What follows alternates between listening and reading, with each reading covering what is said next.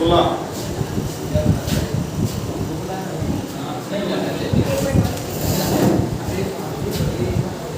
क्या है क्वेश्चन? अच्छा, इस क्वेश्चन की बहुत डिमांड है ऐसे।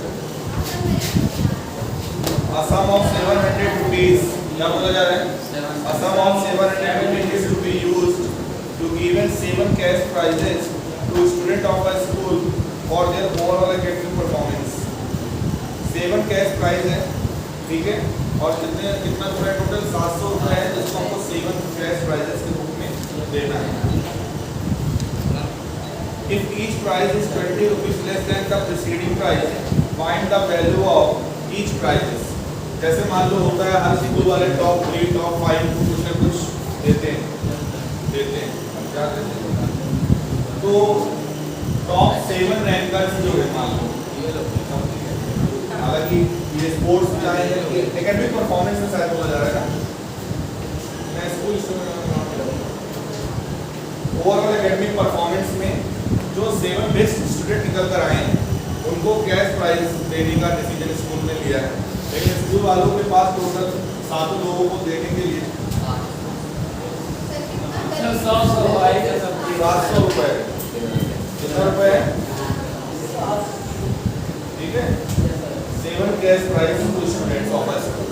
कैश प्राइस देना है 700 रुपए। कंडीशन ये है, पहले वाले को जितना मिलेगा बाद वाले को उसको उससे पहले वाले से 20 रुपए कम मिलेगा।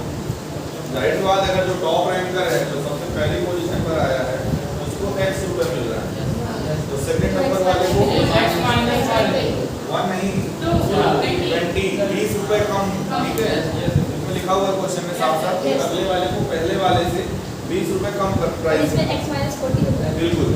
तो तीसरे नंबर पे उसको कितना मिलेगा, x - 40, सर उसके लिए बचेगा ही नहीं। 7 कैश प्राइस हो गए, यस सर, 1 2 3 4 5 6 7 कैश प्राइजेस इस तरह से डिस्ट्रीब्यूट हो गए। अब आपको बोला ये जा रहा है you have to find the value of each cash price.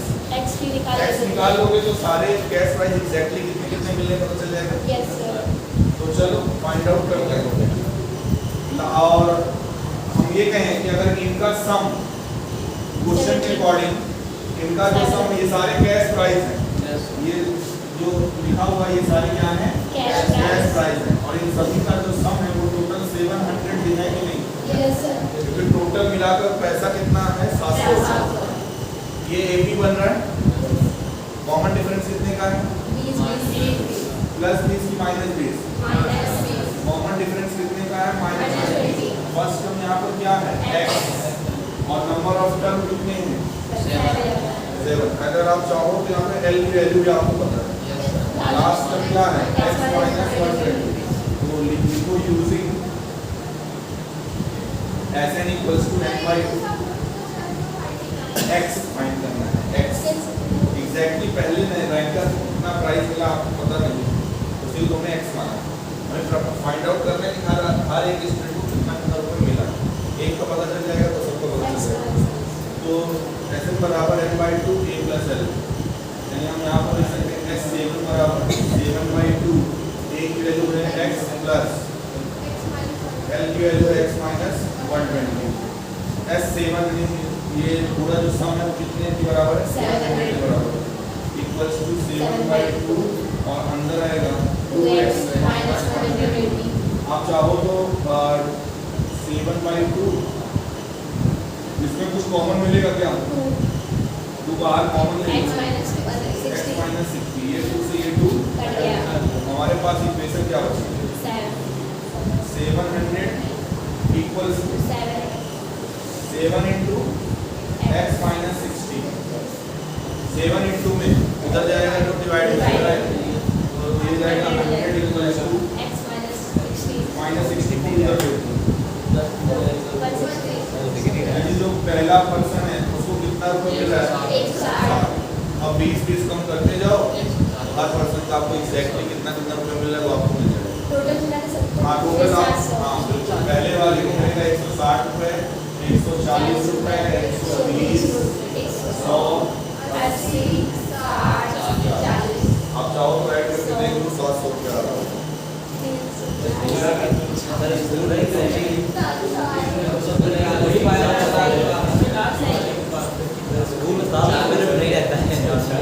Last वाला 40 रुपए का है तो सातवीं पोजीशन पे है ना यार। अब पहली पोजीशन पर आप खोल पाएगा।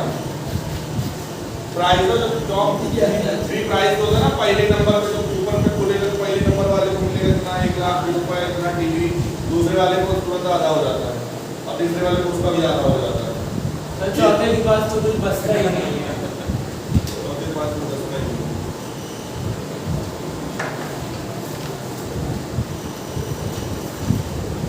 और एक बात तब हो कि अगर उस स्कूल में उस क्लास में 7 बच्चे हैं तो सबको पैसा मिलेगा।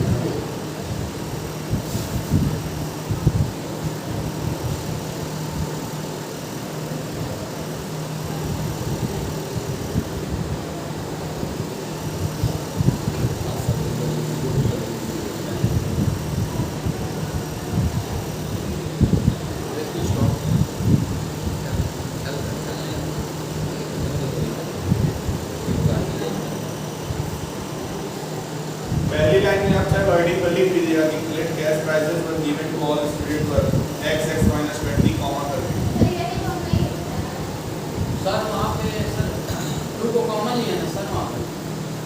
हाँ तो सर 60 के क्या है? यहाँ पर 20 है ना, यस सर वो बाहर कॉमन ले लो। 8 तो नेक्स्ट यस सर आज की तारीख में क्या होगा? कैसे भेजो? वो हमारे व्हाट्सएप में डालो। रियलमी रियल शेयर अरे हम लोग देखो उधर दूर गए थे, उसमें फरवरी वगैरह में स्टूडियो में शूट वगैरह करते थे तो ठीक है। उसके बाद हम लोग करते हैं 5.4 का क्वेश्चन नंबर 20 है ना, यस सर पोटैटो रेस। तो एक लड़की है, ठीक है, और एक बकेट रखी हुई है यहाँ पर, ठीक है। यहाँ पर क्या रखी हुई है? एक बकेट। इस बकेट से 5 मीटर की दूरी पर पहला आलू है, पहला पोटैटो है ना। बकेट से पोटैटो 1 की डिस्टेंस कितनी है? उसके बाद हर एक अगला आलू 3 मीटर पे, हर एक अगला आलू 3 मीटर पे, और इस तरह से टोटल 10 आलू मेरे ख्याल से कितने पोटैटोज हैं? 10।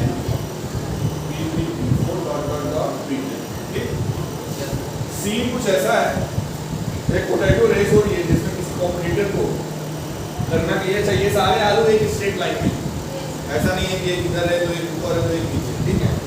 सीन कुछ ये है कि जो पर्सन यहाँ पर पोटैटो रेस करेगा उसको 1 बाय 1 पोटैटो को कलेक्ट करना है। जैसे सपोज करो रनिंग यहाँ से स्टार्ट की, जहाँ पर बकेट बना, तो मान लो वो लड़की जो कॉम्पिटिटर है वो स्टार्ट करती रन करना, पहले पोटैटो नंबर 1 को उठाएगी, उठाने के बाद बकेट पे डालेगी। खा लेना चाहिए था, लेकिन गेम का रूल कुछ ऐसा है, रूल और रेगुलेशन नाम की कोई चीज होती है। गेम का रूल कुछ ऐसा है कि पहले पोटैटो को उठाएगी, फिर उसको यहाँ रखेगी, एक बार में एक पोटैटो को उठाकर बकेट में रख दिया, उसके बाद सेकंड पोटैटो को उठाएगी, फिर बकेट में रखेगी, फिर यहाँ से फिर रन करेगी, थर्ड पोटैटो को उठाएगी, फिर बकेट में रखेगी। आपको फाइंड आउट क्या करना है कि distance, total distance covered by that competitor. तो उस कॉम्पिटिटर ने सारे 10 आलू को उठाकर जब वापस बकेट में रखा, टोटल उसने कितना रन किया, यानी कि आपको फाइंड क्या करना है? डिस्टेंस, है ना।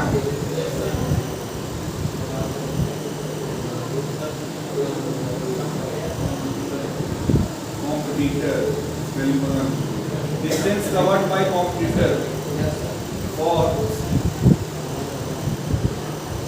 getting first potato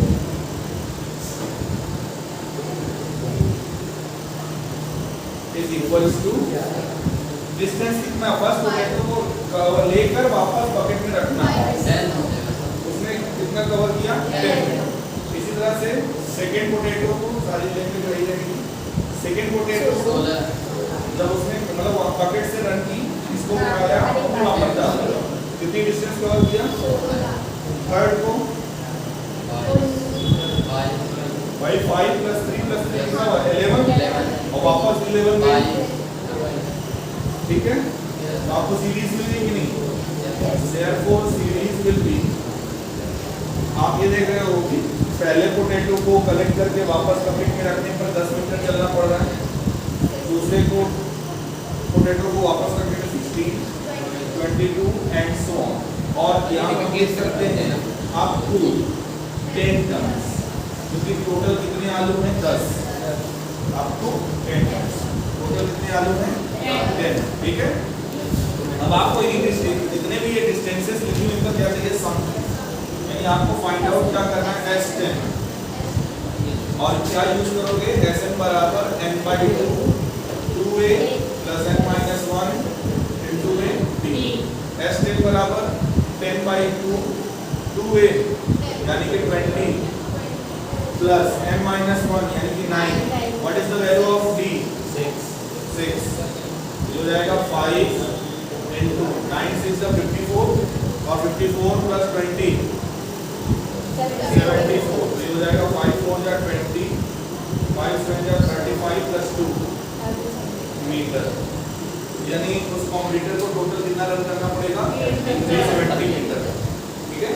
ये आंसर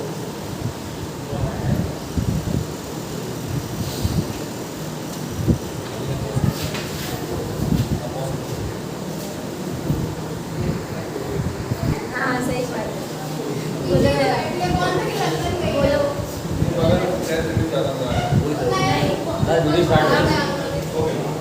क्वेश्चन नंबर 3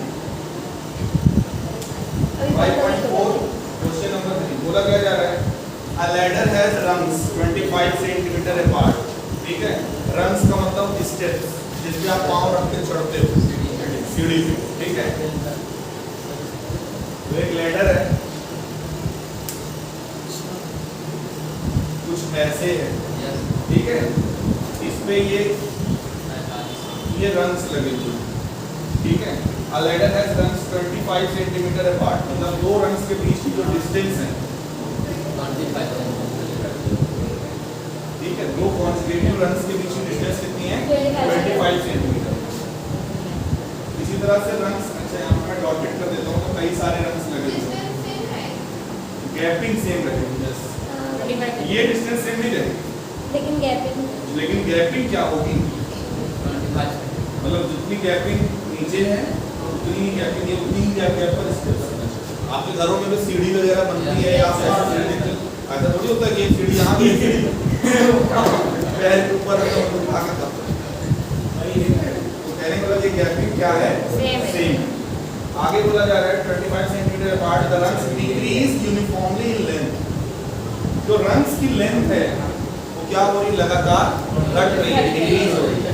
बोला जा रहा है कैसे 45 सेंटीमीटर एट द बॉटम, सबसे बॉटम वाले रंग की जो लेंथ है, अब ये लेंथ रंग होती है, ठीक है, कितनी है ये, और इसी तरह से कई सारे रंग लगे हुए हैं, जो सबसे टॉपेस्ट रंग है, ठीक है।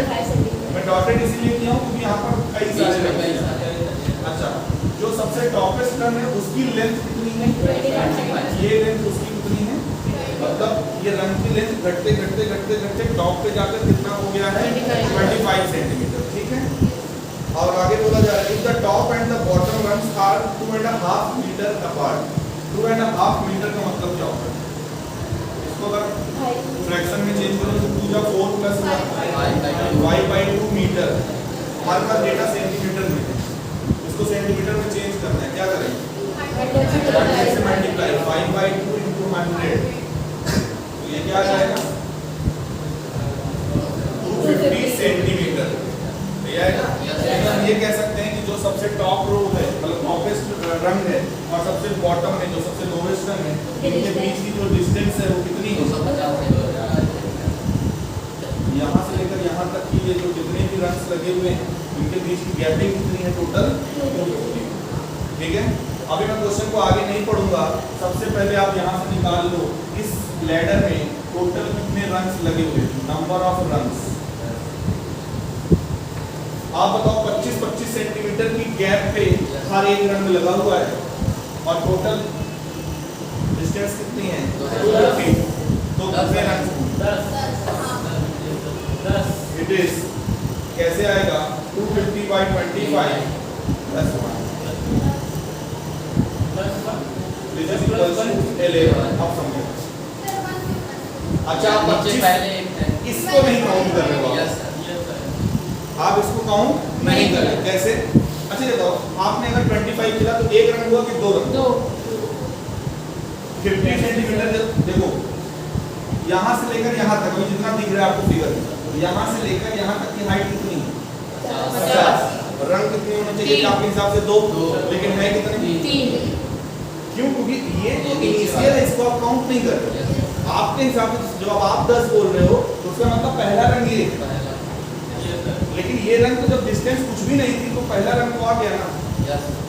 नहीं समझा रहा? मैं ये कह रहा हूँ कि इस फर्स्ट रंग से ये फर्स्ट रंग है, ये सेकंड है, ये थर्ड मान लो यहाँ से लेकर यहाँ तक की जो हाइट है वो 50 सेंटीमीटर है। यहाँ से लेकर यहाँ तक की इसकी हाइट कितनी है? अब टोटल कितने रंग्स लगे हुए हैं यहाँ पर? 3 रंग्स लगे हुए हैं। तो कैसे आया 50 divided by 2 sorry 50 divided by 25 plus 1 यानी कि 2 प्लस 1 यानी कितने रंग्स लगे हुए हैं? तो प्लस 1 से इसीलिए किया गया आपने बॉटम रो को काउंट नहीं किया है। एक्चुअल में ये है कि बॉटम रो को हम ले रहे हैं 25 सेंटीमीटर बिना कवर किए ही बॉटम रो आ जाए। ठीक है, इसलिए यहाँ पर टोटल नंबर ऑफ रंग्स कितने आए हैं? 11 आए। हमको फाइंड आउट क्या करना है? हमें ये पता चल गया कि टोटल कितनी सीढ़ी में, इस सीढ़ी में टोटल कितने रंग्स लगे हुए हैं? कितने रंग्स लगे हुए हैं? 11। हमें फाइंड आउट क्या करना है? शायद इसी के लिए फाइंड आउट करना है। हमें बोला जा रहा है what is the length of the wood required for the rungs. आपको साइड वाले भाई लकड़ी तो यहाँ पे भी लगी होगी, जैसे हमें मतलब नहीं। हमसे ये बोला जा रहा है कि रंग्स में टोटल कितनी लेंथ की लकड़ी लगेगी, यानी सारे रंग्स की लेंथ का सम चाहिए कि नहीं? सारे रंग्स की लेंथ का क्या चाहिए? सम चाहिए। अच्छा ये डिक्रीज हो रहा है ना, और किस रेट से डिक्रीज हो रहा है ये भी दिया है? ये नहीं दिया ना, कोई बात नहीं। लास्ट में तो दिया नहीं दिया, लास्ट में आपको ये दिया हुआ है 45 लेंथ है पहले रंग की और लास्ट वाले रंग की लेंथ कितनी है? 25 है। ठीक है, अच्छा और ये दिया हुआ है यहाँ से लेकर यहाँ तक टोटल कितने टर्म है? 11 टर्म। आपसे अगर मैं पूछूं ऐसे 11 निकालो, कौन सा फॉर्मूला? n/2 a + l। यही होगा?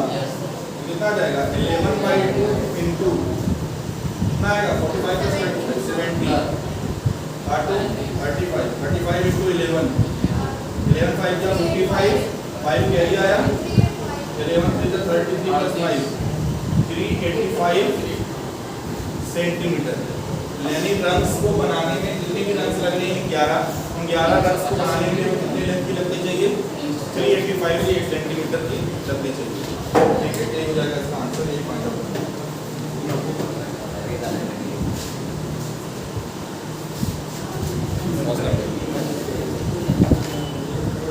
क्वेश्चन में ये कहा जा रहा है किसी एपी का, फिर से सुनिए क्या बोला जा रहा है, किसी एपी का m times of mth term, यानी mth टर्म में m से मल्टीप्लाई किया जा रहा है। किसी एपी का m times of mth term equal है n times of nth term. ठीक है, बट m और n इक्वल नहीं है, और हमें प्रूफ ये करना है कि a m + n जो होगा यानी m + nth टर्म जो होगा वो क्या होगा? 0। ठीक, हमें क्या प्रूव करना है? We have to prove that, क्या प्रूव करना है? Prove that a m + n is equals to 0। ये हमें प्रूव करना है। ठीक है, अच्छा अगर हम इसको an वाला फॉर्मूला लगा के लिखें तो क्या लिख सकते हैं? a + m + n - 1 * t equals to 0। यही प्रूव करना है कि नहीं? चाहे ये प्रूफ कर दो ये बातें। अब जो गिवन है उसको थोड़ा सा सॉल्व करते हैं। चलो क्या लिखा हुआ है? m * an, ये जाएगा m * an का मतलब a + m - 1 equals n an का मतलब क्या होगा? an का मतलब क्या होगा? a + a plus n minus 1 into D, ठीक है, ये an का मतलब। इसको सिंप्लीफाई करो, m को अंदर भेजो, ma plus m minus 1 into d equals to ma plus n minus 1 into d, यही होगा। ये ma है और ये ma है, इसको इधर ले आओ, ma minus na equals to n minus 1 into d minus m minus 1 into d, ऐसा लिख सकते हैं। a कॉमन ले लो इसमें, क्या आएगा? यहाँ पर d कॉमन है क्या? Yes sir. d कॉमन ले लो। अब n को अंदर ले लो, n स्क्वायर माइनस m, अच्छा यहाँ पर माइनस m अंदर जाएगा तो आएगा minus m square plus m, कोई दिक्कत? ओके, इसको मैं थोड़ा सा अरेंज कर रहा हूँ, देखना m प्लस में मैं इसको पहले लिखूँ माइनस m, कोई दिक्कत? फिर आगे क्या लिखा हुआ है? Minus m square plus n square, कोई दिक्कत? मैंने केवल अरेंज किया है, टर्म्स को आगे पीछे लिखा, उसी के साइन के साथ। अगला इसमें m माइनस n ये है, माइनस 1 अगर कॉमन ले लो तो m माइनस n स्क्वायर ये हो जाएगा कि नहीं? ठीक है। अगले स्टेप में m माइनस n माइनस, यहाँ पर इसको हम m प्लस n और m minus n identity use किया हमने, a square minus a square लिख सकते हैं।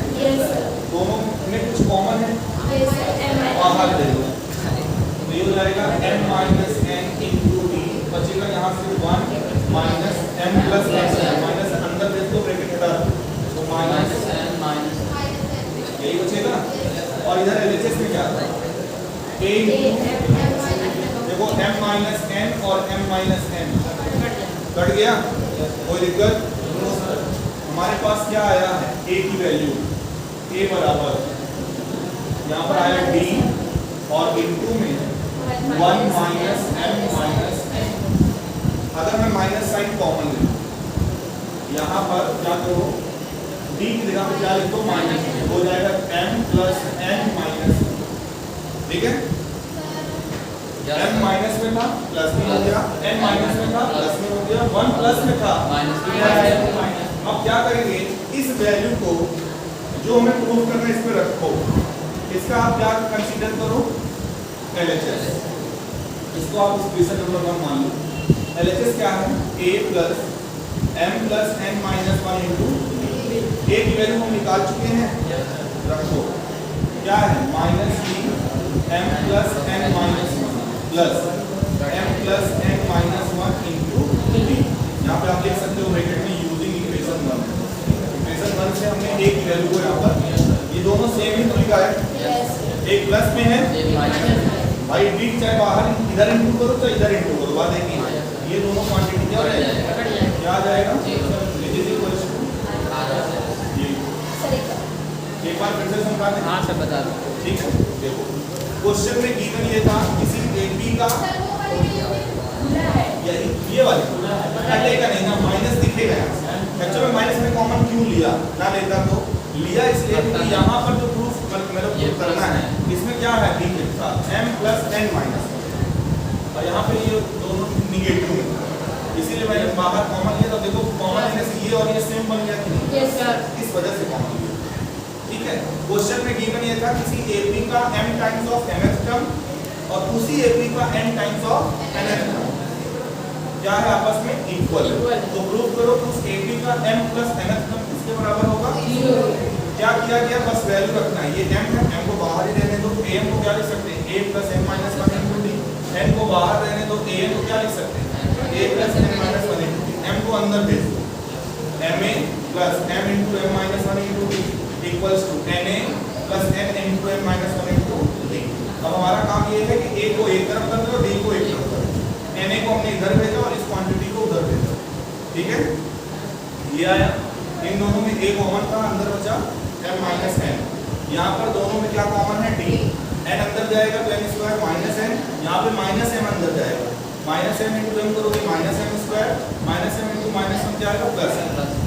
इसके बाद अगला स्टेप क्या है, देखो यहाँ पर हम अरेंज करें क्योंकि हमें यहाँ पर LHS में m माइनस n है और हमें दिख रहा है कि यहाँ पर भी m माइनस n कॉमन किसी न किसी तरीके से लिया जा सकता है। तो उसके लिए हमने क्या किया, ये m दिख रहा है, ये n दिख रहा है, ये m स्क्वायर, ये उसी हिसाब से हमने अरेंज किया। m और n को ऐसे लिखा और फिर इधर से m square plus n minus common ले लिया, तो ये m square minus n square हो जाएगा। यहाँ पे आइडेंटिटी लगता है a plus b a minus b, देखो वो मिल गया, m माइनस n दोनों में कॉमन बाहर ले लिया, बचा क्या, यहाँ से 1 बचा, माइनस अंदर जाएगा, माइनस है।